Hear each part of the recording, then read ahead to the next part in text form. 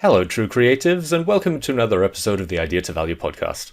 I'm your host, Nick Skillicorn, and I'm thrilled to have with me today Dr. Margaret Webb from the University of Melbourne, who's been doing some very interesting research into creativity, how it relates to different personality types, and also new ways of assessing creativity. Dr. Webb, it's wonderful having you here today. Lovely to be here, Nick. Thank you. Welcome to the Idea to Value podcast, where in every episode we highlight the latest insights into creativity and innovation from experts around the world. I'm your host, Nick Skillicorn. I care about the evidence behind what makes ideas happen, and I've already helped thousands of people just like you through my unique insights into recent scientific findings of how creativity works. I also show you how to turbocharge innovation programs so they finally deliver on the value and ideas you've been struggling to execute. Get your free training on how creativity can be improved by registering now at www.ideatovalue.com. Now let's get on with today's episode. So, for people who haven't come across your work yet, could you just give us a very brief background as to where you got started and how you got to where you are now? Oh, gracious. Thank you so much for this. So, at the very start of my PhD, I started studying something quite different. I was looking into Mindsight, so the ability to sense a change without being able to localize it. So, for example, if your friend is wearing glasses one day and they've never done so before, and you go, "Gosh, there's something different about your face." That is Mindsight. And I, during this time, was walking with a friend, and my friend was in the middle of a psychotic breakdown, and they kept saying to me a lot of disjunct pieces of information and saying, "This makes so much sense." And I looked at the evidence that I had and the evidence that they had, and I said, well, it doesn't make sense to me, but something in your head is telling you that this is a very sensible link to make. What is going on? And that question has fueled a whole pathway of my research so far. And from there has gone into, well, how do you study it? And a lot of how you study it is around creativity and creative tasks and how to improve them. Now, I have been looking forward to our discussion for quite a while, ever since last year you and your co-author came out with a paper which seemed to shake the creativity research community harder than they are used to, in the sense that you'd come out with a piece of research and also a methodology that was very different to how creativity research was being done previously. And if I'm not mistaken, it's called the Divergent Association Task. Could you tell us a little bit about what the task is?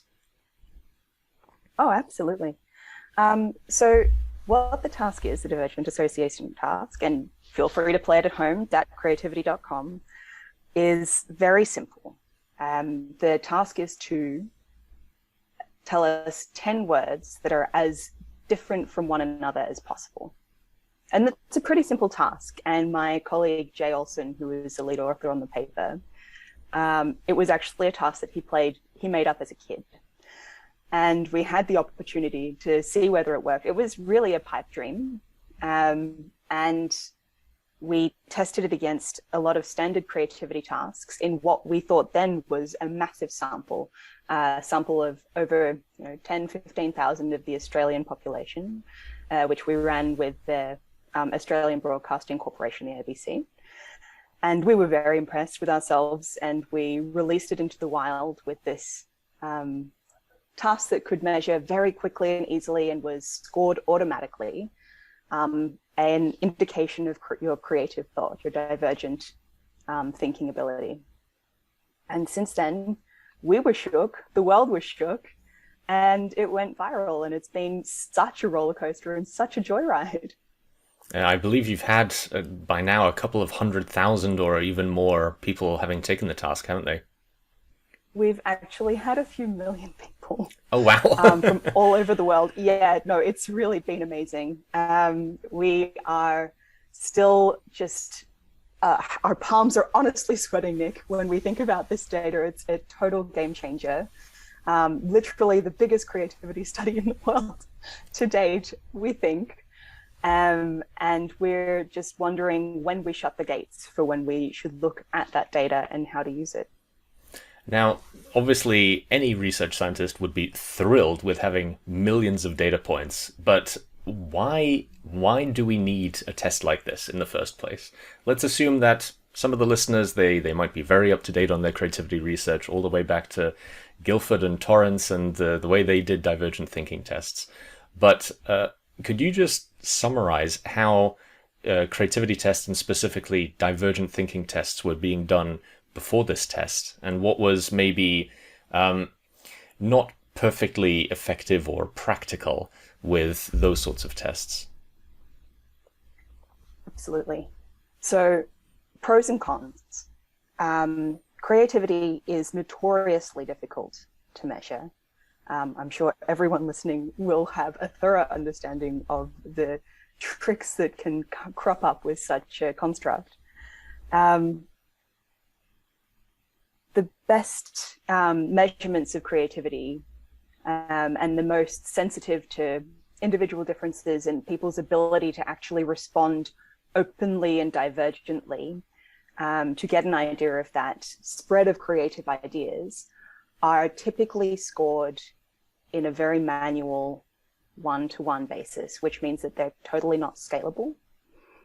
So the current task, the Divergent Association Task, in automating that scoring mechanism, like drawing very much on language use and frequency of language across whole corpora, so using information that's from all of Reddit, for example, enables us to scale things very quickly. There are a lot of problems with it.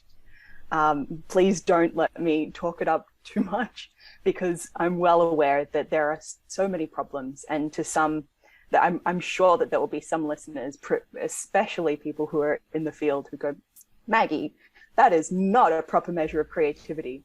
It does correlate strongly with traditional methods of creativity, and it is highly scalable. I think that's what excites me the most. Traditional creativity tests for people who don't, who may have never done one themselves, require you to answer open-ended questions where there's not one correct answer. And the classic is, think of as many uses as you can for a paperclip or a brick. And people can use software to write down lots of answers, but someone still needs to assess, is this still related enough to the question to be an appropriate answer? Because if you just write random strings of characters, a computer might say, well, that is different than what came before, so it might be unique and creative, but a human will be able to say, oh, they're just trying to cheat the system. And it's that human assessment that means it might take a minute or two to assess one person's response.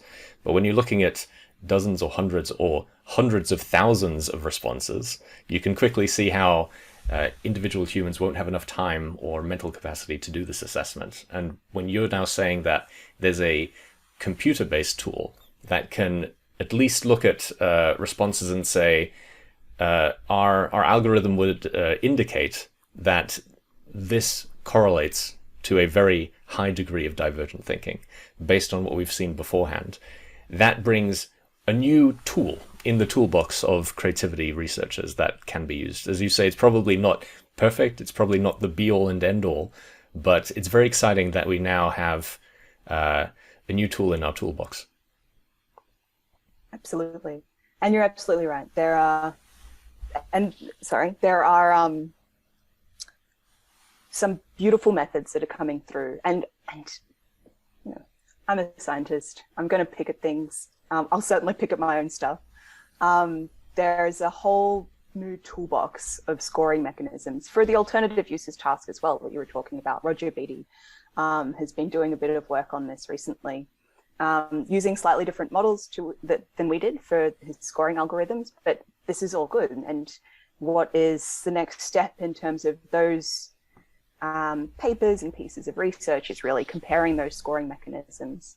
So for example, there's a piece of work that we're considering at the moment looking into a modeling system using the Small World of Words model, which if you've never come across it, definitely check it out. It's beautiful. It's Simone Dedane's work. And definitely add in some your understandings of the way words link in between different topics. It's very beautiful and very useful for this sort of assessment piece. Now, just to get into the nitty-gritty, you said that this tool is based on huge amounts of data openly available on the internet, like all of Reddit. If anyone knows, Reddit is one of the biggest, most random, crazy websites on the internet. So what is the tool actually looking for as the basis for assessing originality or divergency between ideas? So this is where we get into the points where you can say, Maggie, this doesn't actually measure creativity at all.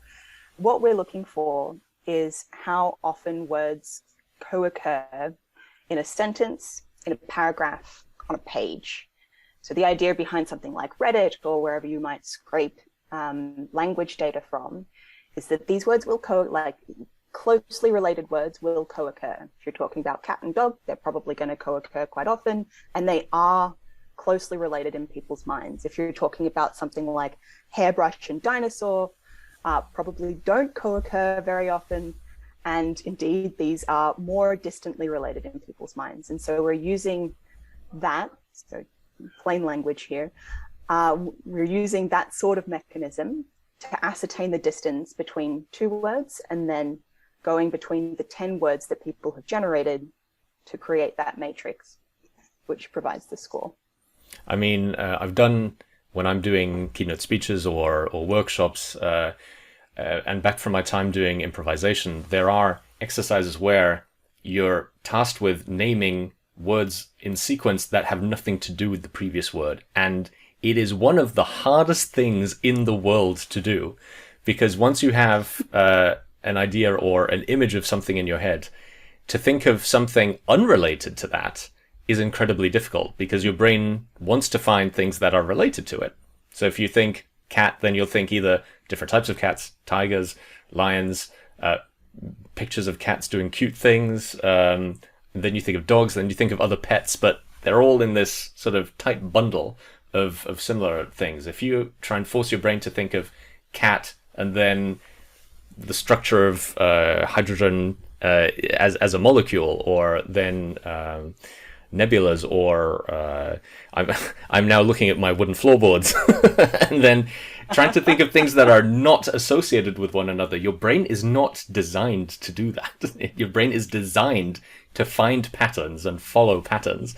So that's why I think, at least as something in the toolbox, this test does measure your brain's ability to jump between very unrelated ideas. And that is one of the ways that the brain can form new associations and be creative. It's obviously not the way that people are creative. It's only an indicator, but you'll notice that I'm very excited about this tool and where it goes forward. Thanks, Nick. Now, this obviously isn't the only work you're doing around creativity. And I think at the beginning you mentioned that you were working with a friend or colleague who was saying that they were finding these random connections. And the Divergent Associations task, you said, is about finding very disparate connections, but you're also doing some research on other aspects of psychology and creativity, aren't you? Yeah, absolutely. And it's really quite related, if we can find that pattern again, from looking at people's ability to jump to very disparate connections to the feelings that people get when they do either jump to those disparate connections or make a connection between two disparate items. And some of the work that I'm most excited about at the moment is looking at a person's ability to link two quite distant words with a third word. So, for example, my favorite is desk and dough. So linking those two words together, for example, they're seemingly unrelated words. Feel free to play along at home. My favorite example that somebody has given is actually accountant, which when I heard that, I thought, yeah, exactly. That's clever. That's smart. Yeah. The desk that they sit at and the dough that they make, all that money. And when I heard that, I had this like little frisson of joy and excitement, which in a literature that I play in a lot is called an aha moment. And that's one of my great loves, looking at the things that elicit aha moments and whether aha moments are linked to underlying individual differences, such as personality. So things like openness or schizotipy. And this is where it comes back to that start of the journey, a friend of mine in the middle of a psychotic breakdown, having these feelings of revelation with these quite disparate ideas that I could not see how they were linked, but my friend could. And bringing this into, well, what is the dimension in terms of from healthy to not healthy? Because it is dimensional. And whether we are biased towards having those feelings in our daily life. My research at the moment would indicate probably yes, but not when you're assessing it with what I would call convergent thinking tasks. So a lot of problem solving and intelligence reasoning. You would need creative tasks that allow you to jump from one to another and really have that feeling of success and insight, that aha moment when you get there. Now, you used a word just then, schizotipy, which I think a lot of people might not really be aware of. They've probably heard of schizophrenia, and there's been this long-standing myth of the link between mental illness or mental inconsistencies and creativity. But what exactly is schizotipy? It's not unrelated. So what schizotipy is, and thank you so much for asking, because I do just jumble into jargon and absolutely do forget.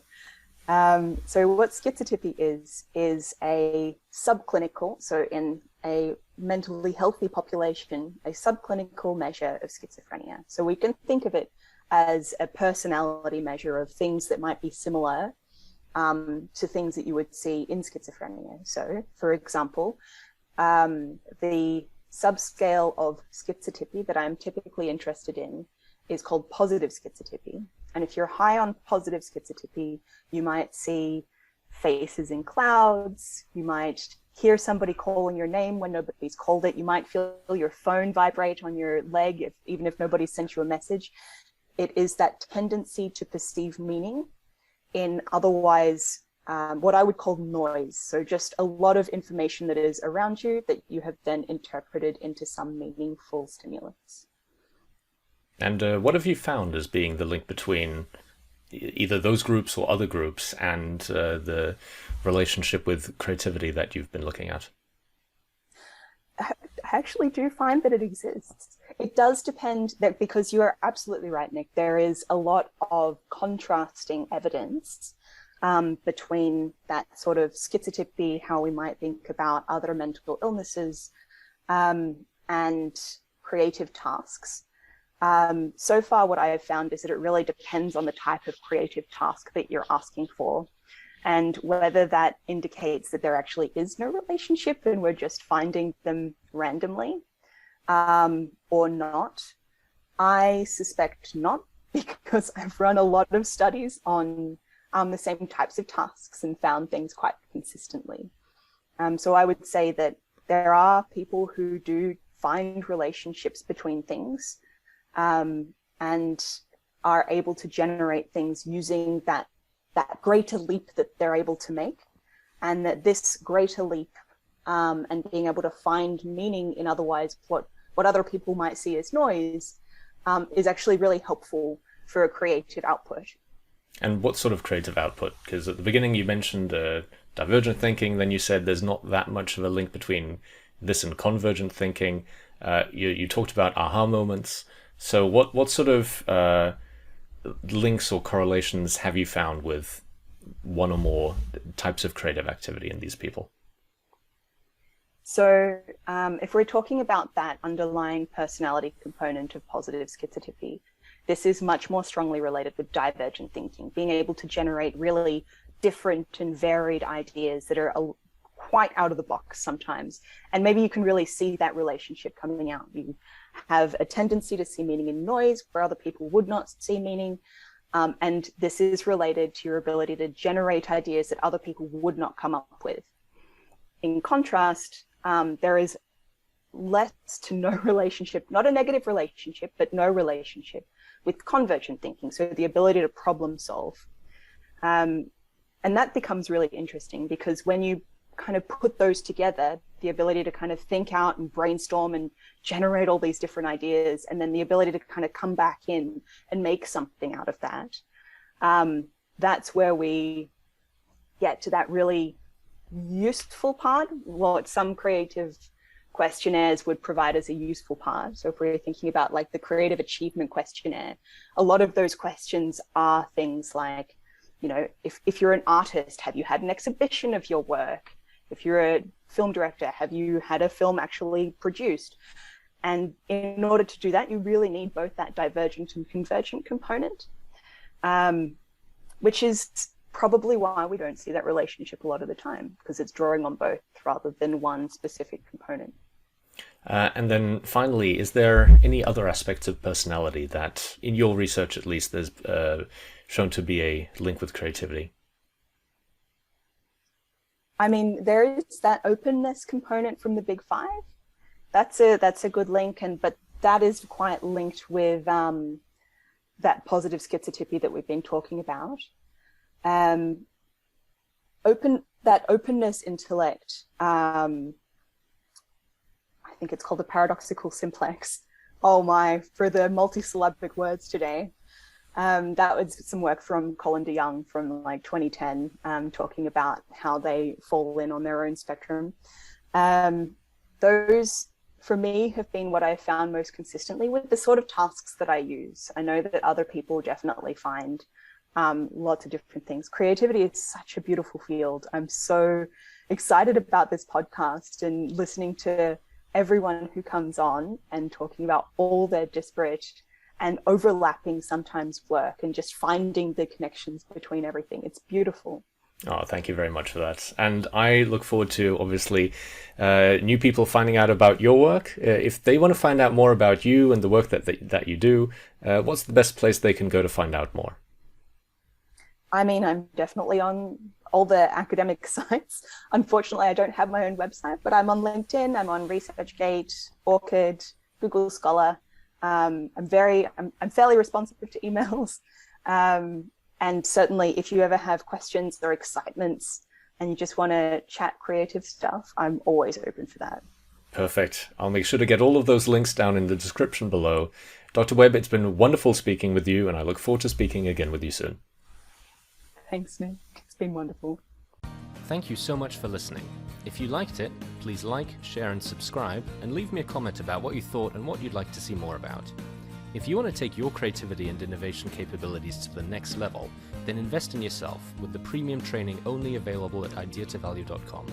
These exclusive training modules have all been put together by me, Nick Skillicorn, and have been used by thousands of artists, innovation leaders and CEOs to become better at understanding the source of their creativity and executing on their innovation ambitions. And there is no risk to you, as they're backed by our money-back guarantee. Now, don't forget to go out there and make your ideas a reality. See you again soon.